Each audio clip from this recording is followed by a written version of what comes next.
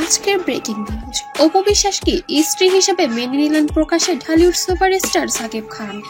একটি টিভি প্রোগ্রামে সাকিব খানকে প্রশ্ন করা হয়েছিল, বর্তমানে আপনার স্ত্রীকে আপনি কি একই সঙ্গে দুই স্ত্রী নিয়ে জীবনযাপন করছেন নাকি একজনকে নিয়ে জীবনযাপন করছেন, এমনই একটি প্রশ্ন রাখা হয়েছিল ঢালিউড সুপারস্টার সাকিব খানের কাছে। উত্তরে তিনি বলেছেন, আমি একজনকে জীবনে ভালোবেসেছি আর একজন ছিল আমার জীবনের ভুল। তবে আপনারা সবাই জানেন কে আমার ভালোবাসা এবং কে আমার ভুল।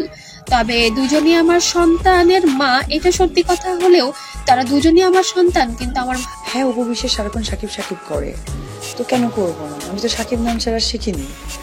শাকিব খান তো বরাবরই আমার একদমই ভালোবাসার মানুষ শুধু একজনই, যে কিনা ইতিমধ্যে আপনারা সবাই জানেন। তবে এবার আমার ভালোবাসার মানুষ এবার নতুন পরিচয়ে হাজির হয়েছেন। অভিনেত্রী অপু বিশ্বাস নিজের ইউটিউব চ্যানেলে উপস্থাপকের ভূমিকায় অনুষ্ঠান সঞ্চালনা করেন।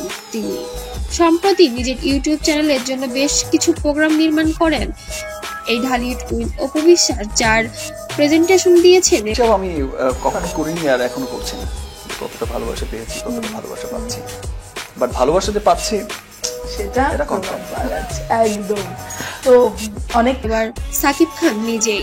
এবার সাকিব খান সুন্দর করে নিজের বউকে সবার সামনে যেন তুলে ধরলেন। এবার বললেন যে অপু বিশ্বাসই তার ভালোবাসার মানুষ।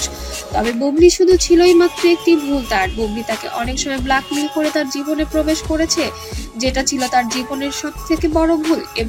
আমার সন্তানের প্রতি আমার ভালোবাসা থাকবেই, অ্যাটলিস্ট আপনার সন্তানের প্রতি। শেহজাদকে সে জোর করে জন্ম দিয়েছে, তবে শেহজাদকে সে চায়নি। তবে বিয়ের আগেই যেন মা হয়েছেন বুবলি। তবে বাবা সাকিব খান স্বীকার করে নিয়েছে যে এটা তারই সন্তান, কারণ সন্তানকে সে কখনোই ফেলতে পারবে না।